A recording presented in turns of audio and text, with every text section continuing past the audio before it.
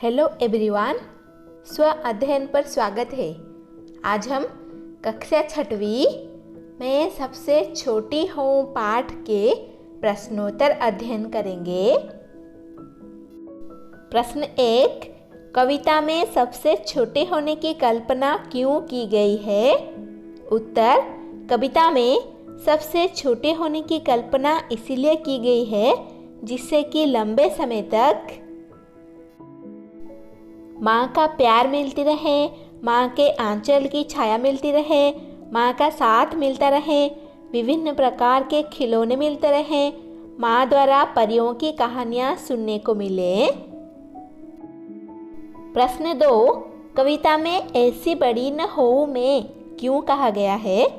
क्या तुम भी हमेशा छोटे बने रहना पसंद करोगे? उत्तर, इस कविता में एक बच्ची छोटी रहकर माँ के साथ रहना पसंद करती है। वह ऐसी बड़ी बनना पसंद नहीं करती जिससे वह माँ का प्यार दुलार न पा सके। बड़ी बनकर वह माँ के प्यार को खोना नहीं चाहती, इसीलिए इस कविता में ऐसी बड़ी न हो में की कामना की गई है। हाँ, मैं भी हमेशा छोटे बने रहना पसंद करूँगी। प्रश्न 3, आशय स्पष्ट करो। हाथ पकड़ फिर सदा हमारे साथ नहीं फिरती दिन रात। अब हम इसका उत्तर अध्ययन करेंगे। उत्तर, इस कविता का आशय यह है कि बच्ची अपनी माँ की सबसे छोटी संतान बनकर रहना चाहती है, क्योंकि बड़े हो जाने पर उसका साथ माँ से छूट जाता है। जिस तरह छोटे रहने पर माँ हमेशा बच्ची के साथ रहकर समय तथा प्यार देती थी, वैसा अब नहीं करती है। वह हमेशा माँ का साथ चाहती है। प्रश्न 4, अपने छुटपन में बच्चे अपनी माँ के बहुत करीब होते हैं। इस कविता में नज़दीकी की कौन कौन सी स्थितियाँ बताई गई है? अब हम इसका उत्तर देखेंगे। उत्तर, माँ की गोदी में सोना और परियों की कहानी सुनना, उसकी आंचल पकड़कर चलना, उसके हाथों खाना तथा उसके हाथों सजना संवरना आदि इस कविता में नज़दीकी की स्थितियाँ बताई गई है। इसके बाद हम कविता से आगे का प्रश्नोत्तर अध्ययन करेंगे। कविता से आगे प्रश्न 1, तुम्हारी माँ तुम लोगों के लिए क्या क्या काम करती है? उत्तर, हमारी माँ हमारे लिए निम्नलिखित कार्य करती हैं। वह हमें कभी भी अपने से अलग नहीं करती। वह दिन रात हमें अपने साथ लिए फिरती है।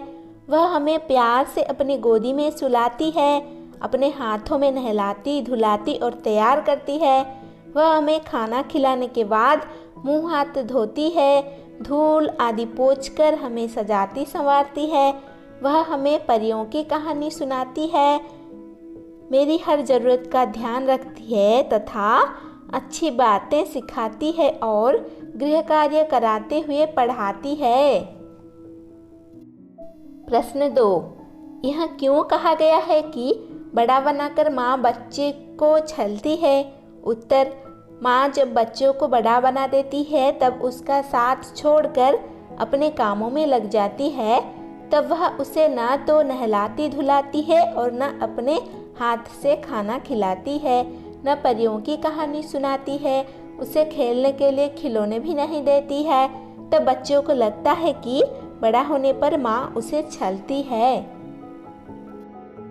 प्रश्न 3, उन क्रियाओं को गिनाओ जो इस कविता में माँ अपनी बच्ची या बच्चे के लिए करती है। अब हम इसका उत्तर अध्ययन करेंगे। उत्तर, माँ अपने बच्चे को गोदी में सुलाती है, आंचल पकड़वाकर साथ साथ रखती है, खाना खिलाती है, नहलाती धुलाती है, सजाती संवारती है, खिलौने देती है, स्कूल भेजती है, परियों की कहानियाँ सुनाती है, अच्छी अच्छी बातें सिखाती और पढ़ाती है। इसके बाद हम अनुमान और कल्पना के बारे में अध्ययन करेंगे। प्रश्न 1, इस कविता के अंत में कवि माँ से चंद्रोदय दिखा देने की बात क्यों कर रहा है? चांद के उदित होने की कल्पना करो और अपनी कक्षा में बताओ। अब हम इसका उत्तर देखेंगे। उत्तर, बच्चों को चांद को उदित होने देखना अत्यंत रोचक लगता है। वे अक्सर माता पिता से चांद को देखने या उसे हाथ में लेने की जिद करते हैं। इसीलिए कविता में कवि ने चंद्रोदय दिखाने की बात कही है। चंद्रोदय का दृश्य अत्यंत सुहाना लगता है। चांदनी रात बहुत ही शीतल लगती है, जो आँखों और हृदय को ठंडक पहुँचाती है। प्रश्न 2। इस कविता को पढ़ने के बाद एक बच्ची और उसकी माँ का चित्र तुम्हारे मन में उभरता है। वह बच्ची और क्या क्या करती होगी, कल्पना करके एक कहानी बनाओ। उत्तर। वह बच्ची दिन भर माँ के साथ उसके आगे पीछे घूमती होगी।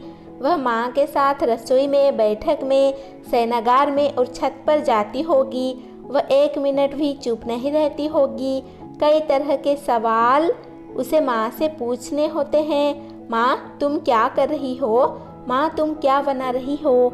माँ, ये क्या है? माँ, यह कैसे होता है? रसोई में जाकर वह माँ से जिद करती होगी कि वह भी रोटी बेलेगी।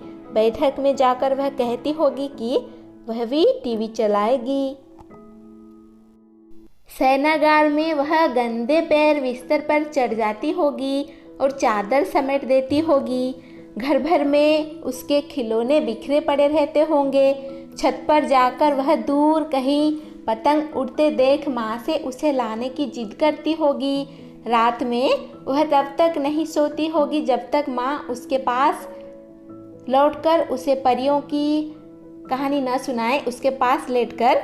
इस प्रकार वह सारा दिन माँ को अपने में ही उलझाए रखती होगी।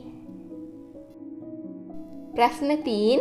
माँ अपना एक दिन कैसे गुजारती है? कुछ मौके पर उसकी दिनचर्या बदल जाया करती है, जैसे मेहमानों के आ जाने पर, घर में किसी के बीमार पड़ जाने पर या त्योहारों के दिन। इन अवसरों पर माँ की दिनचर्या पर क्या फर्क पड़ता है? सोचो और लिखो। अब हम इसका उत्तर देखेंगे। उत्तर। माँ अपना एक दिन प्रातःकाल उठकर रात्रि सोने तक घर के कामों को पूरा करने में गुजारती है। वह प्रातः चाय बनाती है, फिर खाना बनाती है, बच्चों को तैयार कर स्कूल भेजती है, घर की सफाई करती है तथा कपड़े धोती है, फिर शाम का खाना बनाती है। कुछ विशेष मौक़ों पर मेहमानों के आ जाने पर उसके लिए विशेष भोजन तैयार करना पड़ता है। मेहमान के विश्राम का भी प्रबंध करना पड़ता है। अब हम पढ़ेंगे भाषा की बात। प्रश्न 1। नीचे दिए गए शब्दों में अंतर बताओ, उनमें क्या फर्क है? स्नेह, प्रेम, ग्रह, गृह, शांति, सन्नाटा, निधन, निर्धन, धूल, राख और समान, सामान। अब हम इसका उत्तर अध्ययन करेंगे। उत्तर।